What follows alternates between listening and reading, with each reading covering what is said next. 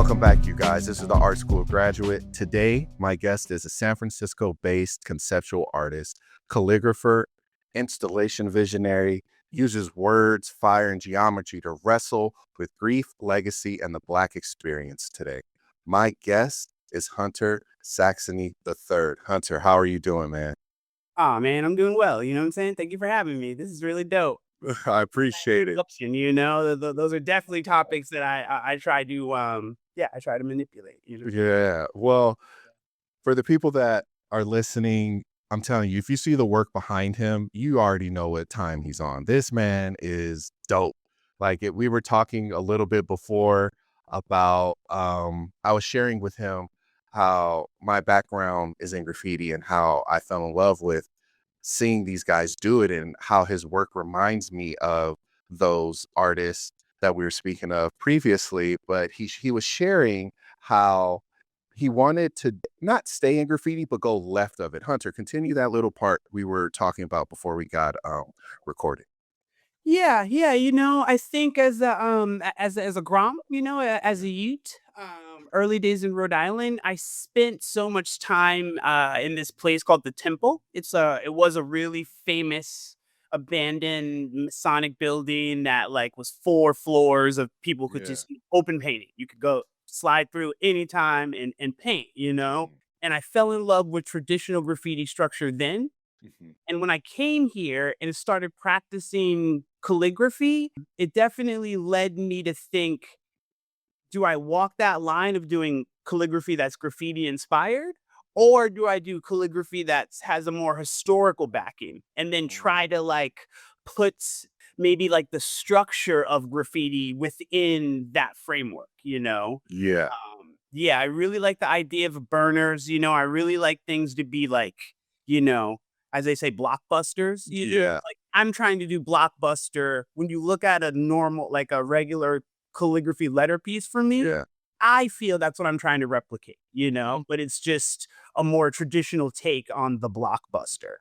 Got it. Yeah. Yeah. Yeah, that's definitely the thing. My thing, the best thing is, and it doesn't even happen that much anymore. I mean, in LA it does, but Mhm. driving by and seeing someone rock floor to high on the wall, just letters. Yeah.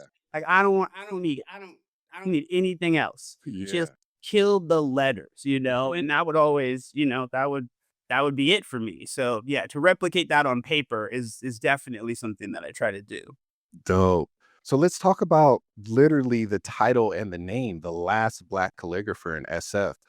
What's the truth you're naming here? That's a good question. The real reality of that phrase, and it's funny. It's like names and identities sometimes get given to you.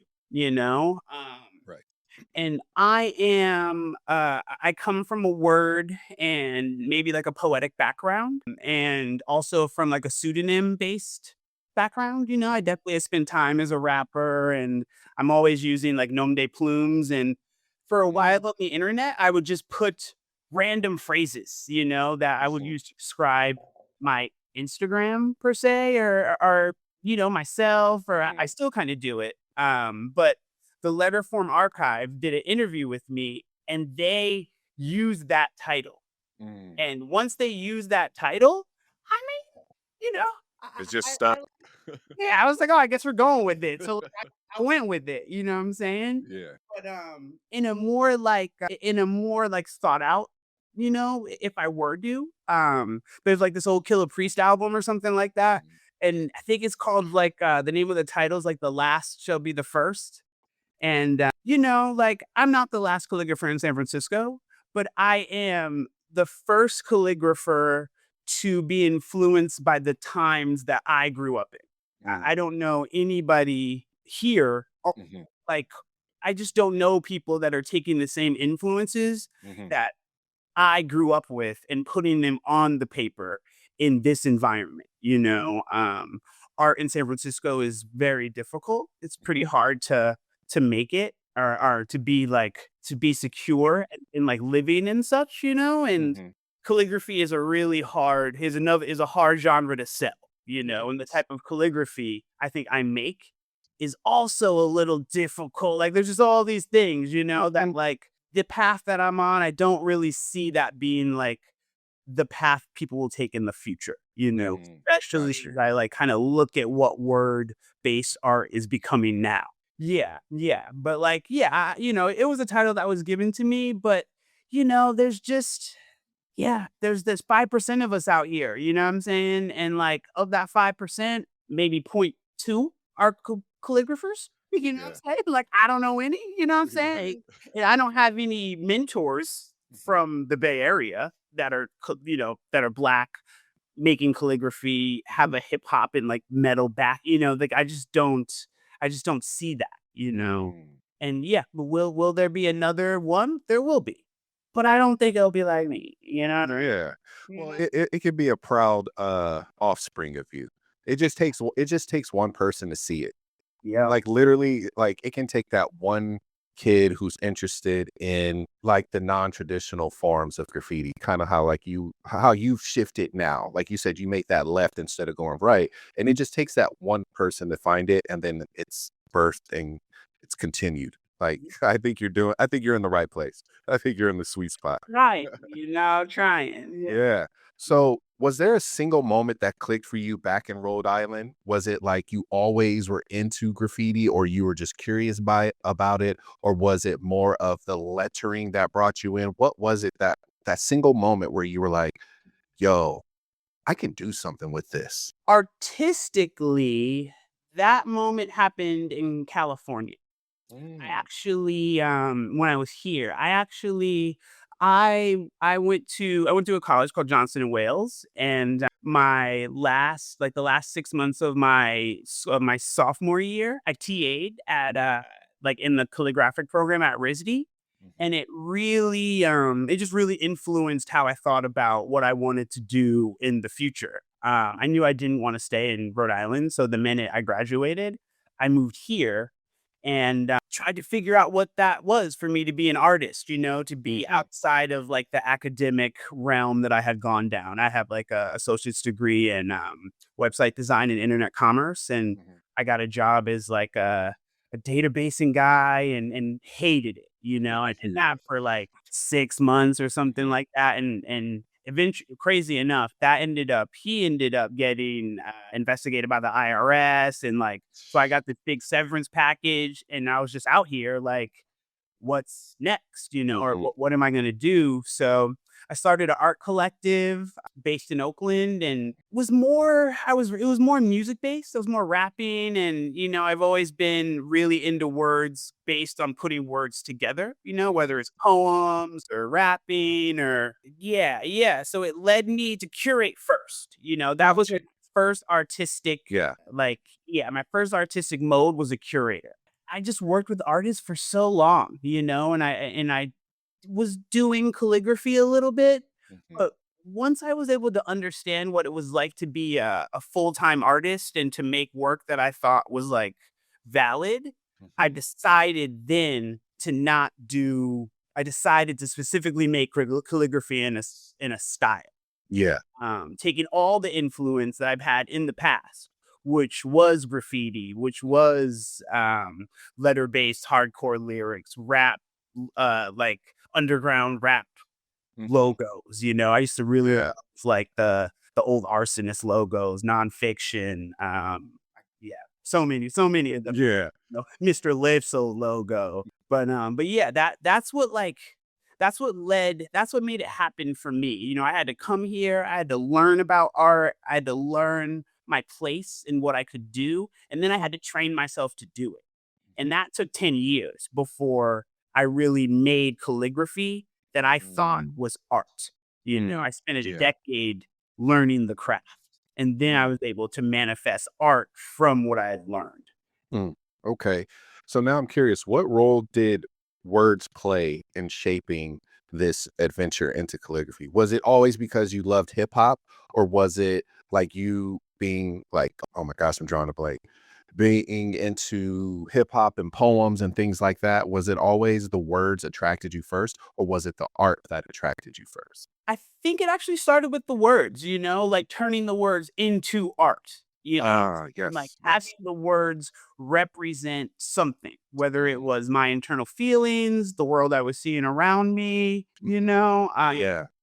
yeah, that's where it came from first. So it was easy. It became somewhat easy for me to figure out how do I translate like how do I translate my ideas, Yeah. my Yeah, yeah, yeah. bigger ideas into single things. I started, and I think that started from poetry. I really Uh-huh. got into trying to use as few words as possible Uh-huh. to have the most impact, or the most, to have the work be the most metaphysical while saying the least. Got it, got it, got it, okay. Yeah. Because I for most writers, I always wonder what attracts them first. Has it always been just the words, or was it, like, hip hop? Like, a lot of them have a very different adventure into it, and some of it is, like, cultural, you know what I mean? For most writers that we were speaking about, like, prior, so that's why I Good. was curious about that. Yeah.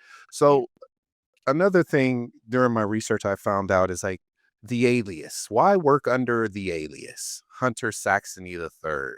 Nom de plume, Yeah. I am in a long line of people and artists and creatives and Yeah. whatever that don't use their real name. I come from, how can I say this safely? I come from a difficult upbringing in Rhode Island. Mhm. And I had to, at a certain point during college, I had to kind of like hide my name because of some dealings that I was Yeah. doing that were per se illegal. And those dealings actually kind of forced me to come to California. And being here, I also had to keep my name per se a secret. Got you. So I definitely, but like as long as I can remember, I mean, probably from 16 to Mhm. now, I've had an alias or a different name. Like I actually go by a different name in my friend circle Mm, than my real name. yeah. Different than Hunter, different than Terry.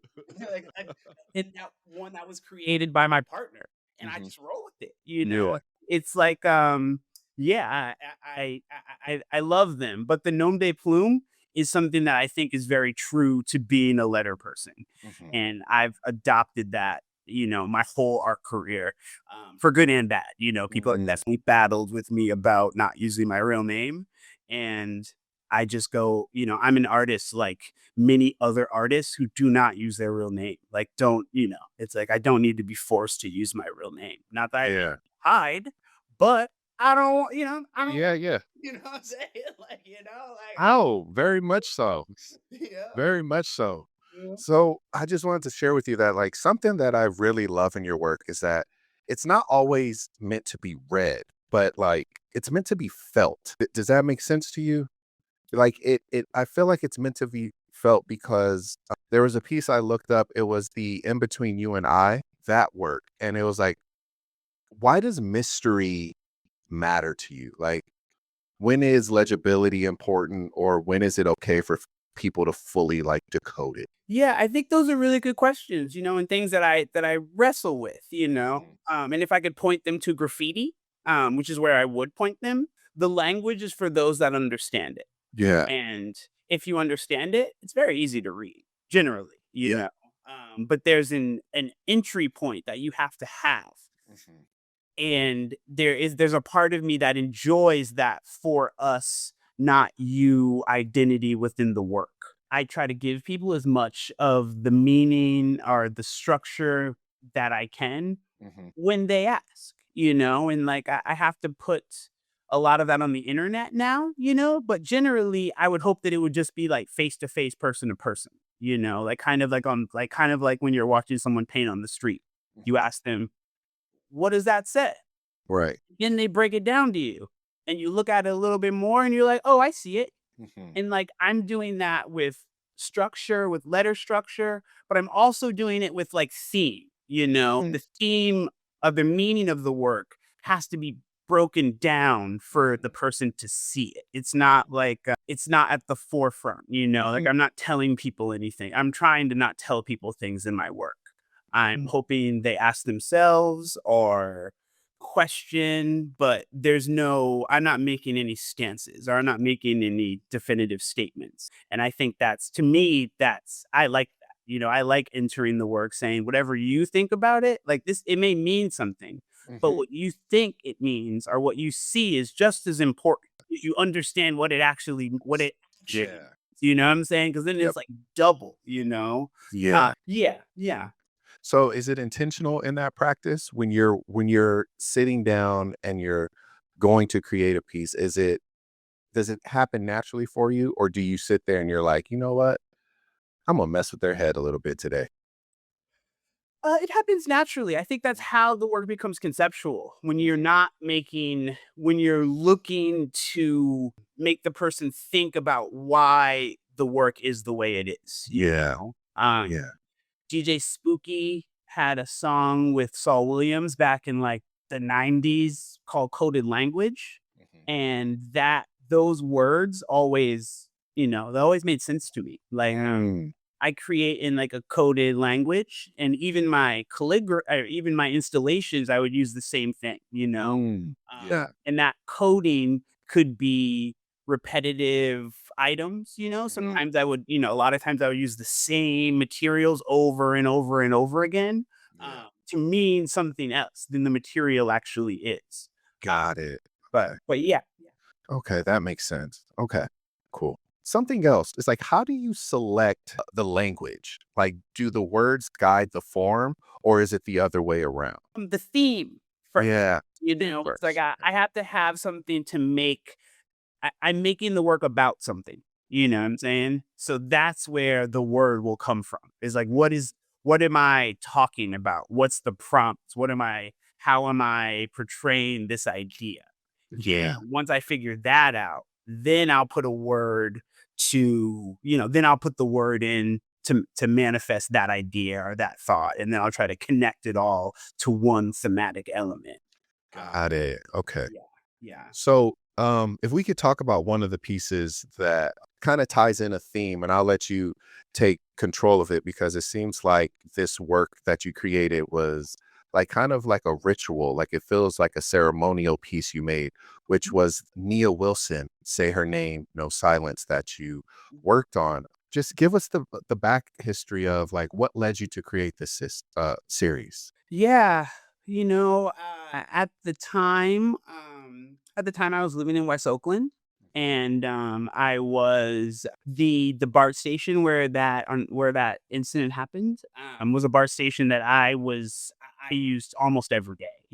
Like all the time. So there was lots of memorials. It was for a while. It was really heavy. It was really heavy. I mean, maybe not for everyone, but I definitely felt as the black community in Oakland was very, very traumatized by those actions.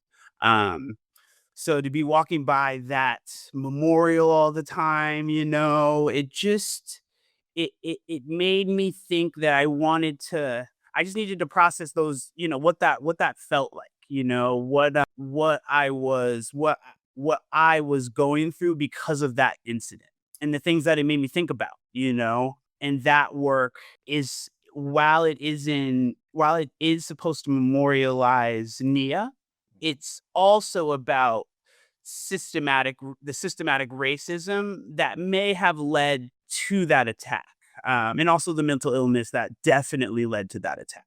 So I try to position that work as while it is for her, it's really about why are these things happening and why are they perpetrated. I feel more and more. I mean, at that time, that was like the start, of a wild 2 years. Yeah. So yeah, it was just, I just really needed to like try to work that out on paper, Got it. Yeah. What did it feel like writing her name across like the faces of Southern elites? And the other thing I noticed too was the burning of the paper too. Yeah. Yeah, yeah. Cathartic, cathartic. There's definitely like, I don't, it's not a rage, but there was like, yeah, I really feel like we passed generational pain, you know, and I feel like maybe something that your great, great, great, great, great, great, great, great, great, whatever, grandfather, grandmother, like their indiscretions in their life, even though like you're a billion generations away, Yeah.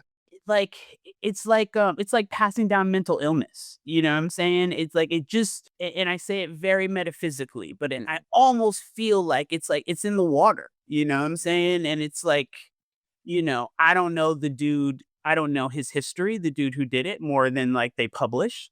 Mhm. But, like it just felt like, I mean, I bet, like I'm just being honest, I bet there was someone in his past or his life that influenced his thinking to allow him to be that free in that kind of destructive action. Mm. And I don't know if it's familial, I don't know what it is, Mhm. but in a worldly sense, I question like how ingrained is that in our own, Mhm. protopoints. You know what I'm saying? You're about like how ingrained is violence, especially Mhm. racial violence, in our own, genetic makeup. So what so I feel like the vintage images were like intentionally chosen. So how do you think those vintage images speak to the present day of like now? Good question. Those photos were all they're all like plantation Mhm. owners and plantation bourgeoisie. And do I think oligarchs are pretty much creating like a pathway to like I it's a good question. I don't want to make a definitive statement about what I think the present is in terms of like how we are being coded or how we are Mhm. being like led, as a human species. But I definitely feel like the powers that be Mhm. are controlling certain things to benefit themselves. Mm. Um, I'm not saying that we're all being enslaved, but we're definitely all being led to think a certain way, Yeah. or the collective is the collective Mhm. consciousness, I think, is changing per se because of the world Right. around us in this stage of like oligarchy Mhm. and yeah, technocracy. Yeah. Yeah. So, through one of your articles I was reading, you said, "I don't make protest art. I make I'm trying to understand the world." So what is that? What is the difference for you in that sense? Protest, I don't feel like my art should be out on the street, in someone's hand. It doesn't tell people what to do. It doesn't I don't give definitive statements or concrete messages, And I think good protest art is easily understood. Good protest art gets to the root of what needs to be addressed and allows people to easily understand the problem or the goal or yeah, my work is a bit more metaphysical, Mm. I don't I want people to think about it and I don't want to tell people anything, like Mm. I want people to question my work more than be instructed by it. And I think Mm. good protest art tells you not what to do, but Mhm. it shows you what needs to be done, or it says what's not happening, or it says what we're not getting. Um, my work I leave a lot of space for even it to be misinterpreted, Yeah. Yeah, Um, yeah, yeah. So, I'm curious because 'cause I'm looking at the colors behind you, and you use primarily a lot of red and black. I mean, it's visually striking, it's emotionally loaded. Like, why do you keep coming back to those colors? Like, what do they hold for you? Red and black. Oh, red and black. I love it. They're powerful colors together. Mm. I'm really into mysticism. I'm really into esoteric thought. I'm really into things that I think are, I don't know, difficult maybe Mhm. for some. Yeah. Red and black. It falls in a lot of different arenas. It's Mhm. used. It's used in Santeria a lot. It's used in voodoo. It's used in hoodoo. There's tons of other political connotations that like I kind of that it also connects to, you know what I'm saying? Mhm. I can't help that it's also been co-opted in like movements that are, I would say, negative. But yeah, yeah. And then red, when I would look at like old calligraphy books, Mhm. red was the first color and pretty close to the red that I use was the first pigment that was made. So like your earliest calligraphy books, they're gonna have this like this soft cadmium red. And that color to me was like the color, like I remember the first time I saw a really well done page in just black in that like orangey, reddy kind of color. And I was like, it's an easy pairing, it's easy to overlay. Yeah. And I do like that it has so many connotations, Yeah. just so many, like all the way from like red is a power color, red is a color of like of urgency. And black is a color of like, of empty space. Yeah, yeah, yeah. I love those colors, but I try to be elusive in like how I explain why I use them. Because I sometimes that can like throw people off, and like my what I'm into, it's not always manifested in the work. But Got it. that little bit of what I'm into, I put in all the work, and it Yeah. the reasoning may change over time, but I use those colors. And like I put some gray in there now. It's new for me, like I'm trying to expand palette like a little, Yeah. but there is something very true to me about red and black that I'm trying to keep, Yeah. So that's interesting that you said it, whatever you feel or believe, you put a little bit of it into your work. So it's like you even referenced right now, like mysticism, ancestral energy. Like, how do those beliefs or interests live inside of the work? Is it just because you're using the pen to create it that it's inside of it? Or do you intentionally like make sure that you have these references within the piece? More using the language and using the palette of experience, using the palette of things that have inspired me in the past, Got it. Sometimes my mode of creating, I think, is, is more inspired by my youth. Sometimes my mode of creating is more inspired by what's happening right now. Sometimes I'm pulling from all different areas of my life, Yeah. Yeah. The more I create, the more I try to hit home these kind of energies without having to say them.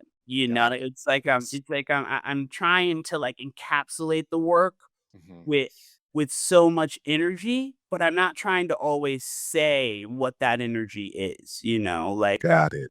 if you can see the movement in the pieces, maybe you can pull that movement or connect that movement to something that has inspired you or something that you think of.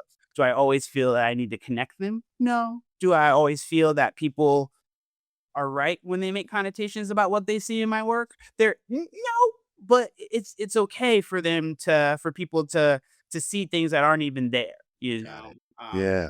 Yeah.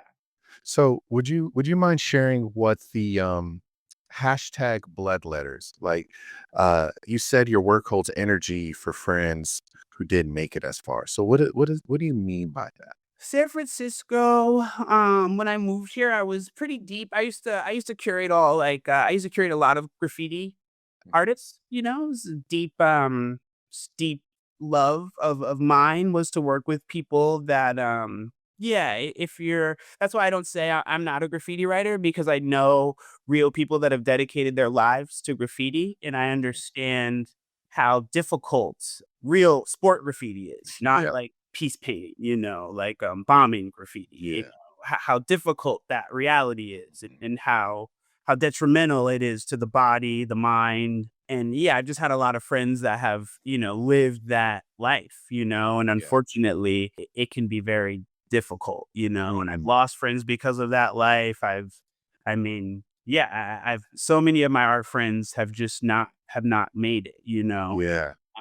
and that's it's sad, but it's motivating that I Yeah. keep creating the energy that they would have given me. Like Yeah. I spent so long supporting artists, telling them that like that's dope, like do that.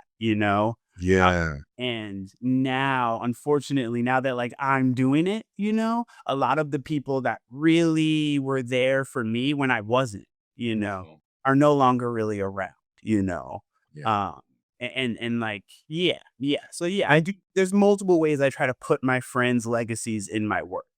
Dude, But that's beautiful to think of it that way. That is like a very like intentional being mindful of like carrying on the torch of the ones who went before you type energy where it's like, okay, I want y'all to still be in these pieces. And it's nice because it's almost like you're elevating them, even if they may not have gotten that space to be elevated here. You know what I mean?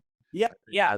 that I always say, one of my really good friends, AKO, he was already, this is probably like, I mean, 10 years ago, he was already doing museum shows.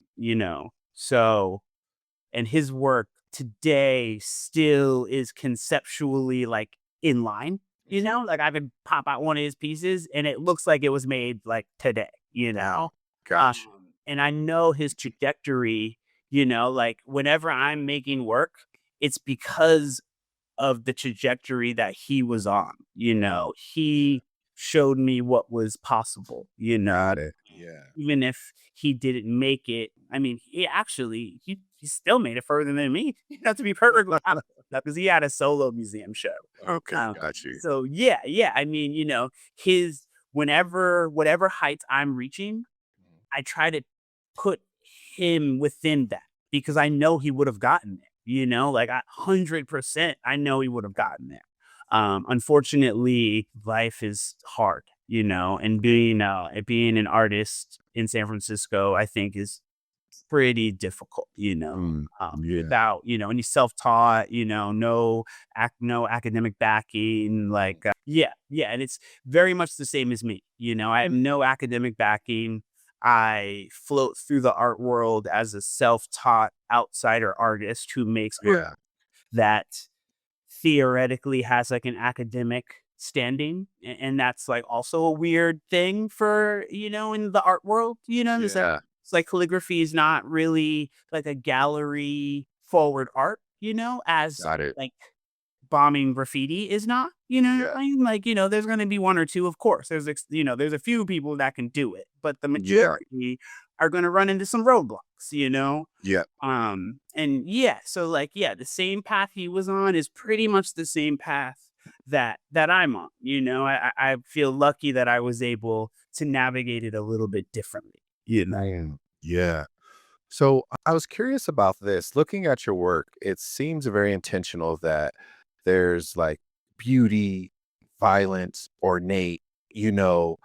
How do you manage to like hold those contradictions so well in this creative process? It seems like it's a very hard, huge conflict of like push and pull and push and pull. So how do you hold those contradictions within your creative process? Yeah, I'm thankful for you noticing that. I want my work. I'm a naturally pretty emotional person, and I want my work to hold all sides of my emotion. And I do want the work to be beautiful, Mhm. but I want the statements to be visceral. At one point, when I was doing installation art, an older mentor had spoke to me about, if the work is good, it should take someone's breath away, Mhm. and that's always what I'm trying to get. I'm not really trying I'm always trying to get that kind of gut reaction from the Mhm. work, more so than the fawning. You know, Yeah. I want people to be struck by the work Yeah. more. I mean, of course, I want them to love it. You know what I'm saying? But I want to emote a feeling from the work. And it doesn't have to be adoration. And those feelings are just as valid. But I'm definitely trying to make it look pretty. Got it. I do want it to be soft. Got it.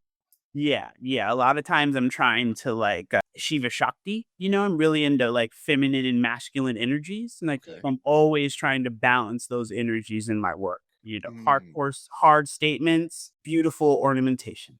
Mm.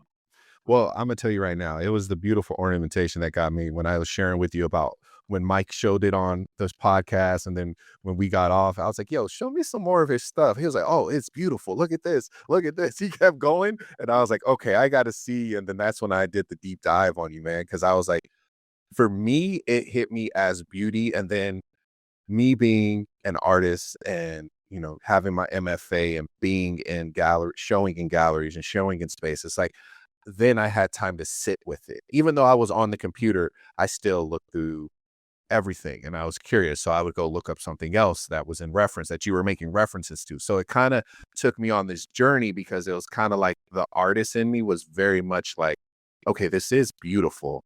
But what else is there's layers here. There's like some deeper layers that I was intrigued by. So man, keep doing it because I loved it. I love going on that little adventure through your work, and I think it's phenomenal.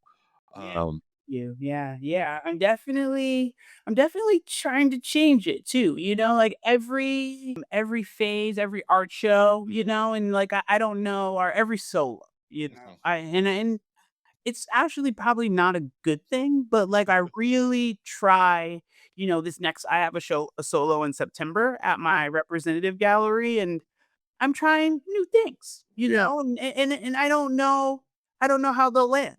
But, like once something happens where I'm like, I did it, it's the next idea. It's not Yeah. replicating the same idea and making that idea look a little better, or like, it's a new idea. And now I'm kind of trying to like run with one letter form and kind of make that like my letter form that I use for all my fine art kind of like attributes, or like all my Yeah. fine art adventures. But the ideas change. Mm. It's never, I'm always trying to position that work or those fonts or, differently.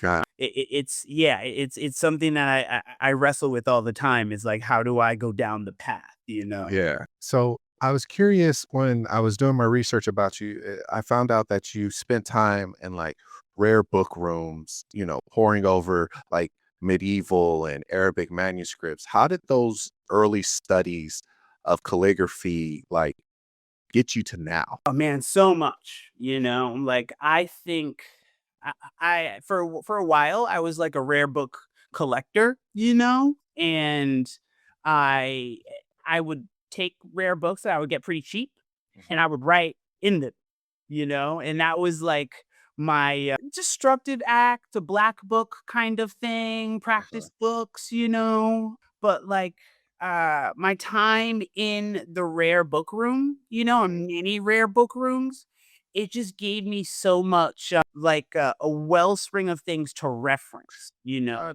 The best way to understand how to make, or a way to understand how to make letters, mhm. is to understand all the things that letters can be. Like I've probably seen, I can't even, a million different versions of Old English Gothic lettering from all different countries, Yeah. So what happens is your brain just starts to just throw them all together.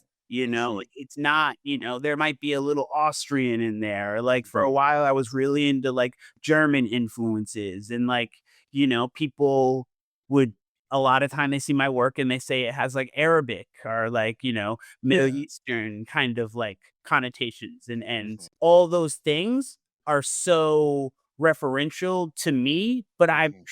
I'm not referencing them now as much. I'm pretty Mm. much pulling them from those times, and the times in those rare book rooms, I wasn't able to create on the level that I do now. Mm. 'Cause Yeah. when I was still like still practicing, still a grom, still Yeah. collecting, still trying to like understand what calligraphy can be. Got And it. I think that I'm using that time a lot because I really need a referential standpoint, you know. Got it. And yeah, the more I can pull from historical or visual, kind of like the better my work gets. Mhm. Got it. Yeah. It's funny. I'm feeling like for this show, I'm doing more digging, more researching than I probably have in a while. I feel like my wellspring of my vocabulary, I call it, has gotten a little I need to Broader. upgrade it. Yeah, I need to Yeah. upgrade. You know, I need Got it. new words, you know what I'm saying? And that's what research, look, historical research, that's what it is. It's Mm, vocabulary building. It's like I'll mm, see something and I'll be like, oh, that looks dope. I could do yeah. that. But I won't do that. I'll do a version of it, you know? Got it. So let me ask you this. When it comes to creating these new works, do you feel like you're I know this may sound crazy, but like a linguistic, where it's like you're understanding and breaking down these different languages? Does that make sense? Yeah, yeah, I understand. It's like the because I know I had to look it up right now because I was like, I know it's like the science of language and its structure because I feel like with what you're saying, it seems like you're breaking down almost these most structured elements to the most finite and turning them into this beautiful piece. Yeah, yeah, I'm looking for I'm looking for my own voice, Got you it. know, but Yeah. I'm I'm making sure that I'm standing on the shoulders of people that have done it before me. And Okay. I try not to like go too far away from them, you know, like I don't do murals. I try to keep it on the paper, you know. I try to like I'd like to say like going back to like rare book room stuff, you know. I'd like to say I'm kind of like a old dude who like, you know, made the Canterbury Tales, you know. That's what I Yeah. feel like that's how I feel like I am. Like I'm the guy that's in the one single room that sits and just Yeah. works, you know, and it never leaves this paper form, you Mhm, know, and like I know that there's just this legacy that mhm, goes all the way back to the 1400s of people that have done it the way I'm doing it. mm, And that the number of people that do it that way, I think every year gets smaller and smaller and smaller. mm. And that's like a motivation for me, you know, Got it. to be what I call the light in the attic. Okay. Um, yeah. Okay. So I'm gonna throw this quick fire round in here. It's usually like 5 or 6 questions that are kind of gonna test you a little bit, but not too much. What's one word or letter that hits harder than expected when you write it? What's one word that hits harder? That's not a regular. I mean, you know, the words that I'm able to encapsulate the most in Yeah. are W's and M's. You know, Mm, I really like the structure of them, you know, but I think I think a Z, if you can do a good Z, mm, that's something there's something in that. You mm, know, a Z is a difficult letter. mhm, And it's a very simple letter. mhm. And I think those letters can be like the most impactful, you know. Yeah. Yeah, yeah. Z would be like when I see someone do a Z and kill it, I know that they really thought about what they made, you know. Yeah. If you Yeah. have one on it's like, yeah, it's just not one that people kill, you know. Yeah. Um, Okay. Which artist, dead or alive, would you love to have a dream collaboration with? Dead or alive? Dead first. Definitely, I mean, you know, there's so many, but dead, that's a good question. I mean, there's so many different ways I could go. I could go fine art or like calligraphy, but I'll go calligraphy. Okay. Jan van Velde, just like probably the most beautiful script and illuminated manuscript artist that I know of. Dutch, yeah, just like probably the sickest, and female, Mhm, which in the grand scheme of calligraphers, you mhm. know, historical calligraphers, it took a long time for women, Yeah. especially in that realm. You know, if Yeah. we're talking like 14 to 1700s, there was very few. You know, Mhm. very few. So to become yeah, to reach that level where people like me are still fawning over that work is Yeah. pretty amazing. Okay. This might put you in a bind, but red or black ink, you can only choose one for the rest of your life. Red. Yeah. Okay. Yep. Okay. Yep. Yep. What's the most unexpected material or surface you've ever written on? Ooh, good question. I when I used to make installations, I used to really like writing on windows. Mhm. I would collect old window panes, you know, and they weren't like the most difficult, but they were definitely the most fun. I love writing on glass, even though I don't really do it anymore. But that's the most difficult. I mean, I pretty much write on paper. There's different types of paper. Paper is such an interesting thing to work with because like it's so different. Yeah. Like right now, I just started using like a silver kind of pergaminata, and it's like waxed a little bit different than the pergaminata that I use, and it Mhm. totally changes how the ink interacts with the paper. And I'm still struggling. Like I still haven't made a piece with that paper that I think is on, and Mm. it's still something that I'm like kind of struggling with using, even though I love the paper and Mm. is so close to the paper that I use, but it's just a little different and it really makes it very, very challenging. It doesn't dry. So I Mm. have like these really long, and I'm left-handed. So naturally, I So mean, am I. like, yeah, yeah, I smudge stuff like All the time. you know what I'm saying? Like all Yeah. the time. So it's like, yeah, if I have to wait 5 minutes for something to dry, I can't You're wait. slowing me down. Yeah. You know what I'm saying? It's Yeah. really hard to wait that long. You know what I'm Yeah. saying? So like, yeah, yeah, that's probably right now. That's definitely the most difficult paper that I'm trying to use. I Okay. haven't successfully created with it yet. Okay. If your life's work was turned into a single word, what would that word be? Poetic. Ooh, I like that one. Last one. So I'll put you in a little bit of a bind again.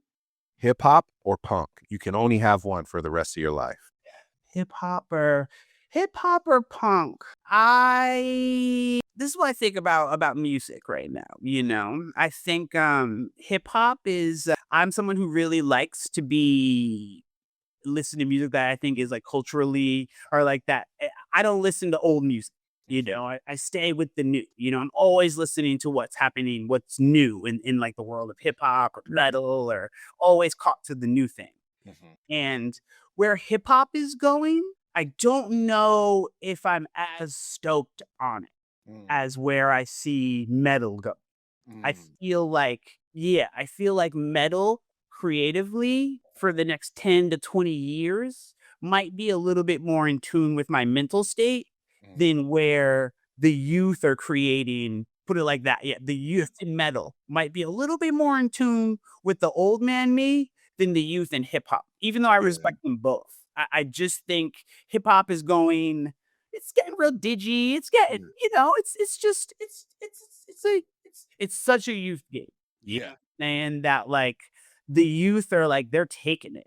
I'm Right. saying, and respect to that. They are taking it. They're taking they're where they're taking it. It's not been. What I'm saying. Right. Right. So Right. like, yeah, and metal, they're taking it, but they're not. They're kind of stay. They're just not. It's just not. Metal seems to be so based on the past. They Mm. hold to the past so much. Mm. Like yeah, you almost get credit. You almost lose credit if you don't listen to old bands. Right. You can't say this band's first album. You barely can talk about their fifth.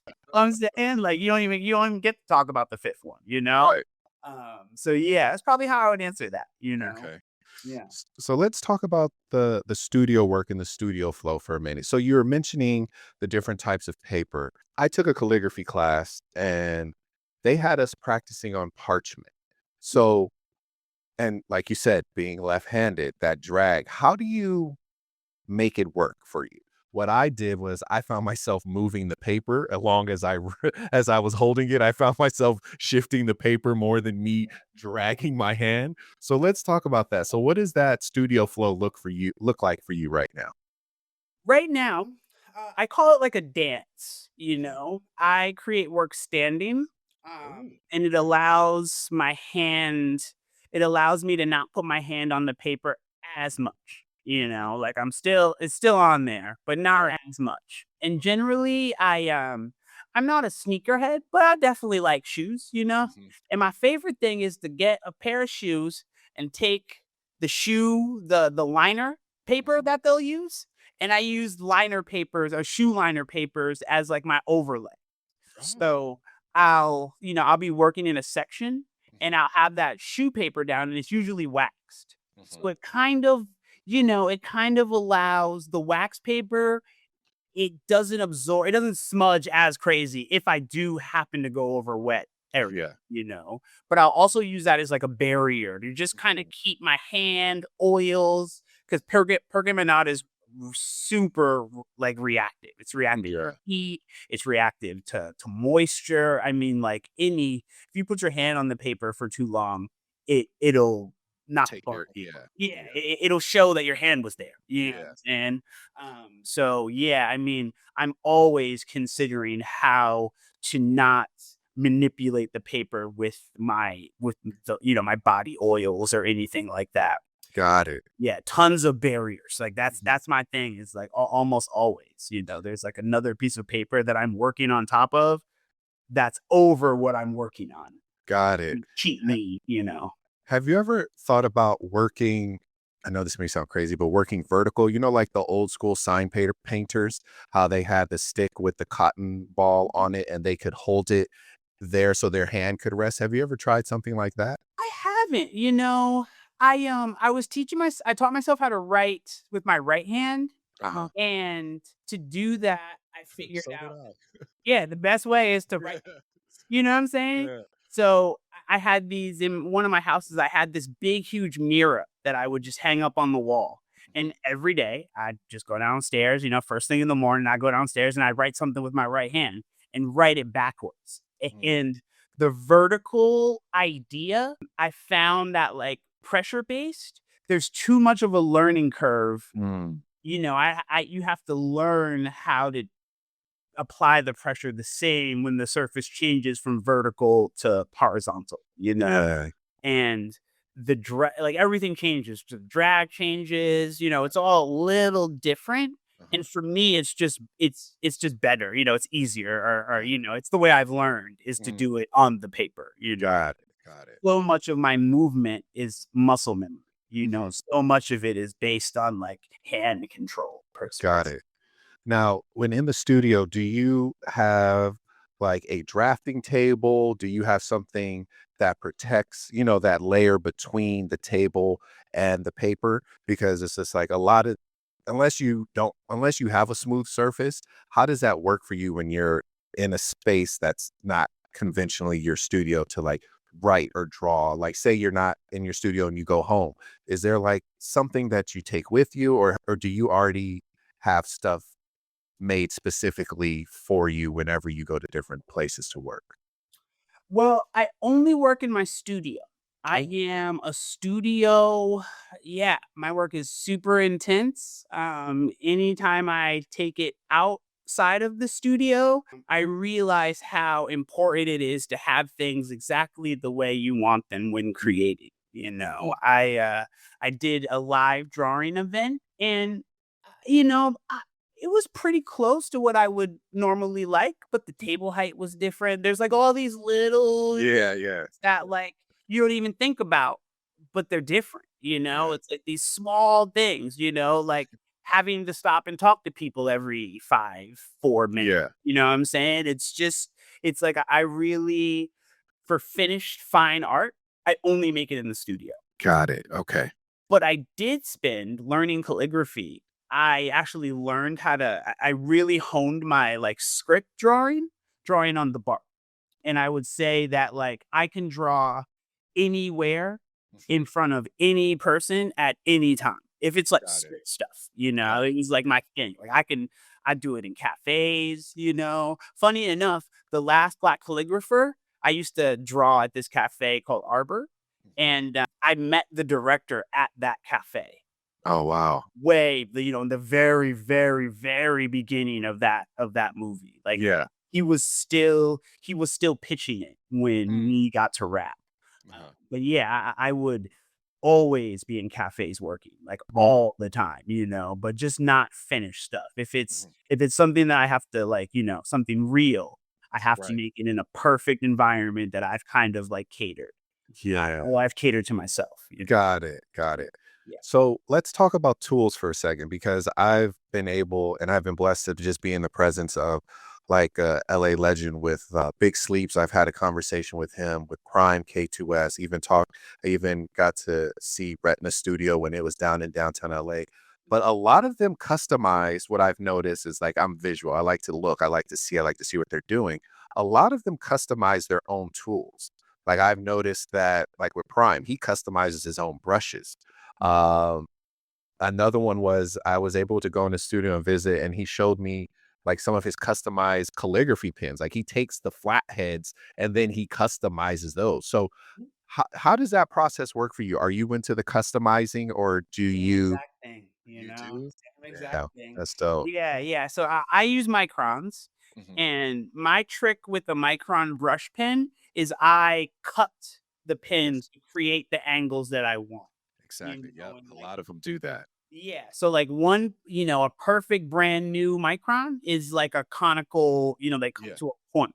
Yep. But if you start shaving, at an angle, Mhm. you're now creating two different, it's like you're creating the line based on the angle that you cut, Yeah.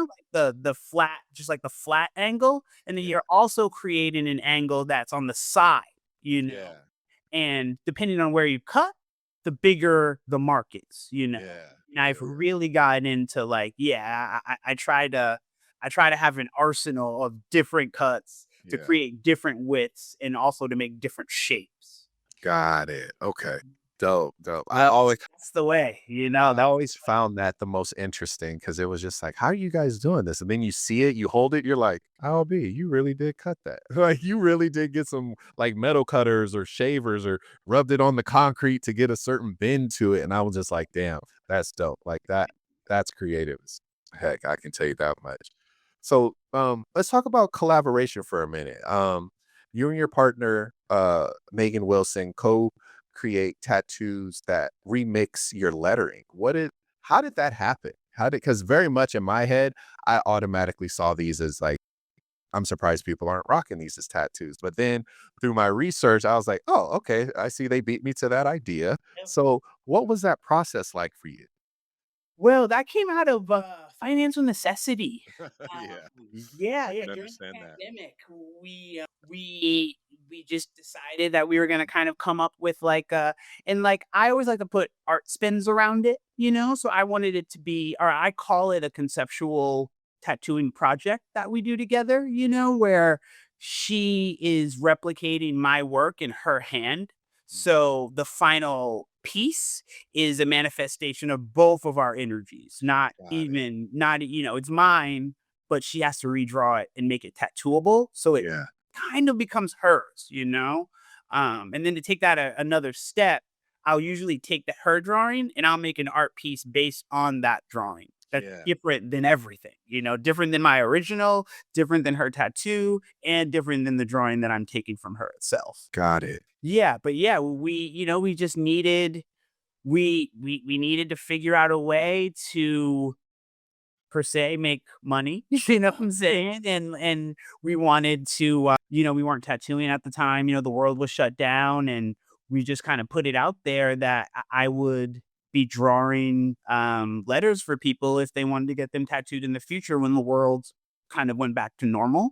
Got it. And yeah, it took off, and it took off in a way that we started doing ornamental tattoos as well, and that also, the interplay of my work and her tattooing, then we started to be in conversation where I'm influencing her and she's heavily influencing what I do. Mhm. Megan is a super proficient, amazingly talented artist, and her work and her ethos really influences what I try to bring to my art. Mm.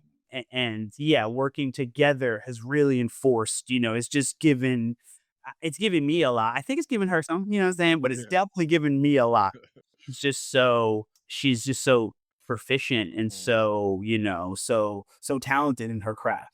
I love that, man. Is there ever like a push and pull where it's like she's working on something and you happen to just look over her shoulder and just be like, hey, what if you thought about this? Or has she ever come into your space where it's been like you're working and she's like, oh, have you thought of something like this or seen it this way?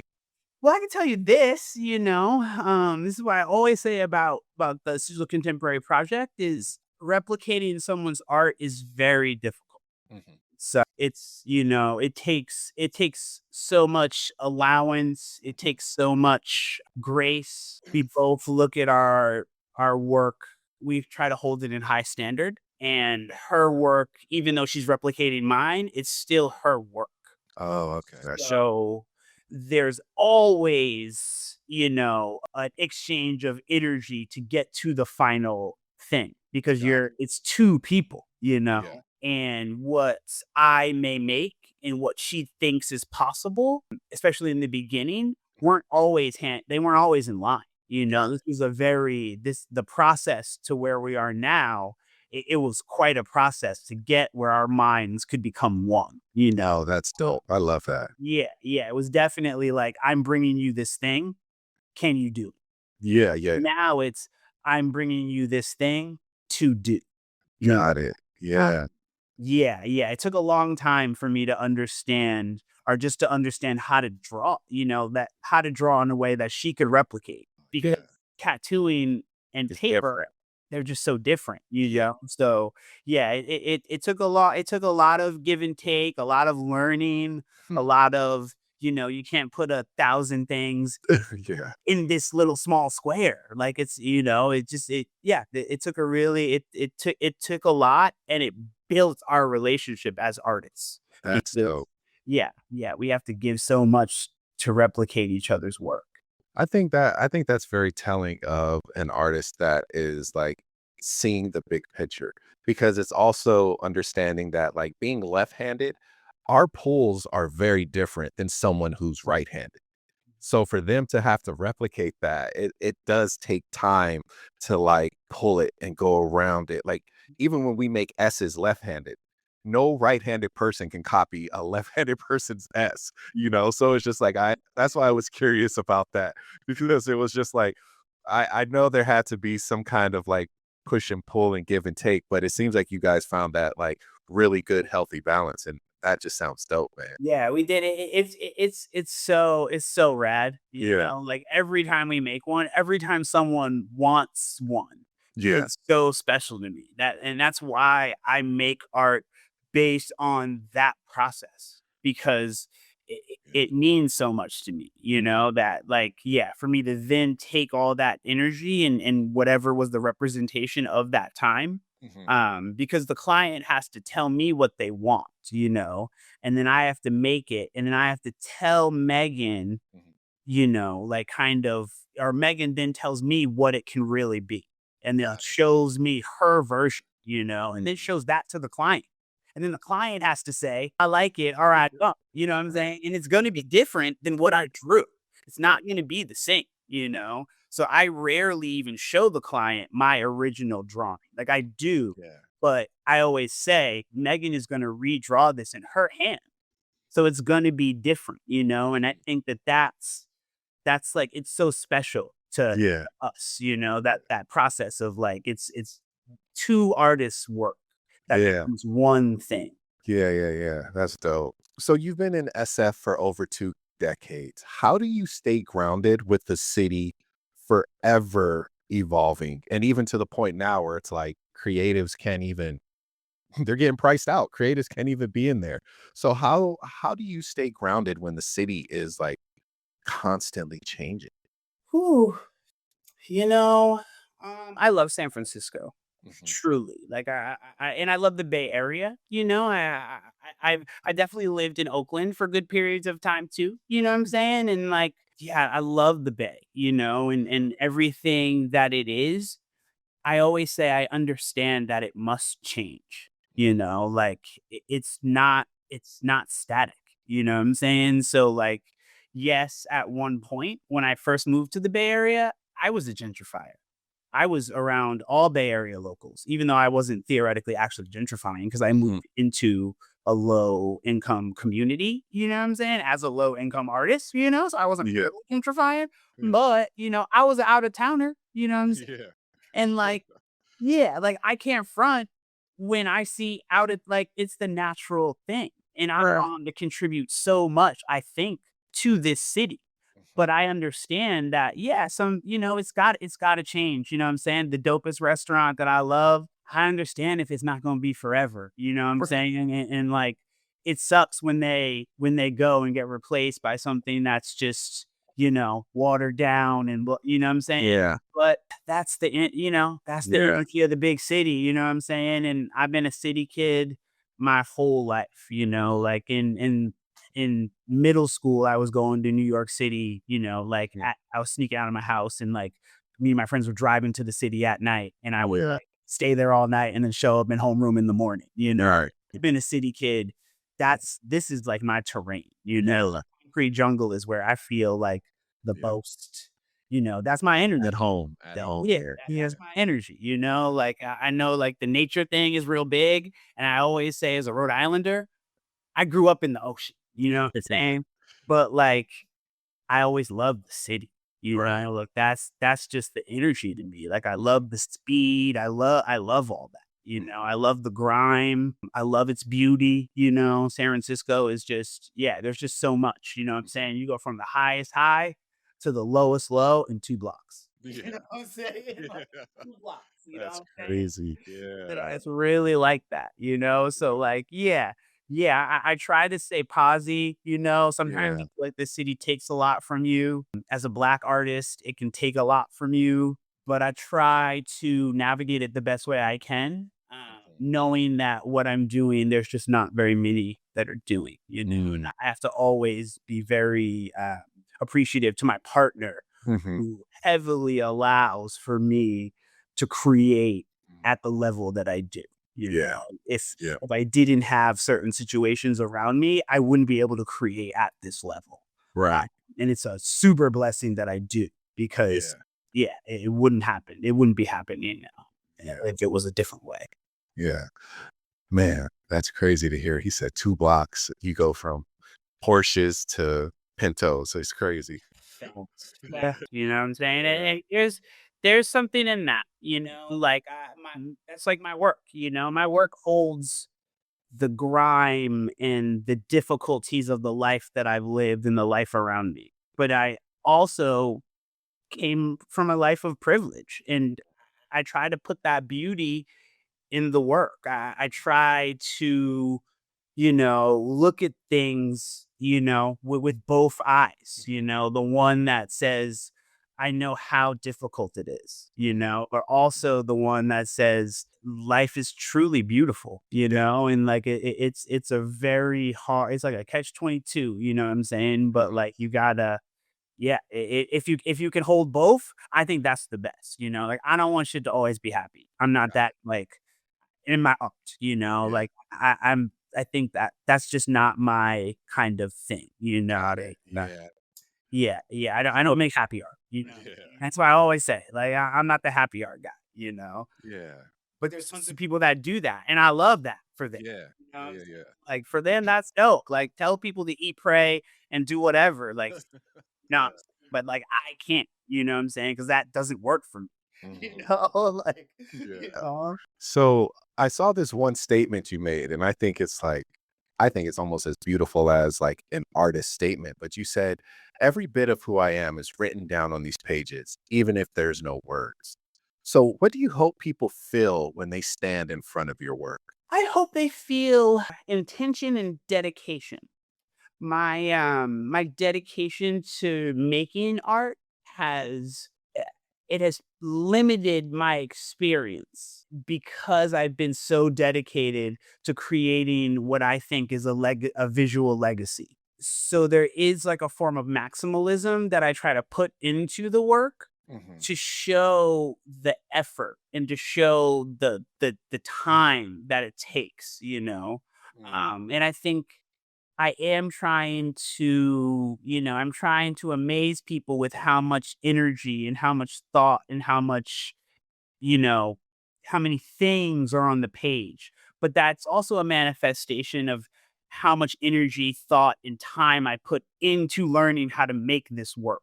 Yeah. So yeah, if anything, if they get no messaging, I hope they understand how much effort and how much sacrifice and loss it is taken to sit and just sit in a room and create in San Francisco on paper. Yeah. Yeah. Yeah. Yeah, it's been a road. So finally, What does success look like for you today? Artistic success. That's tricky. I don't, if I would say, I mean, as my life is changing, this is a really interesting point in my life. Success is something that I'm like grasping at, but I'm understanding that my version or what I may have wanted in the past is not necessarily beneficial to what I may need in the future. So success as a calligrapher would be more of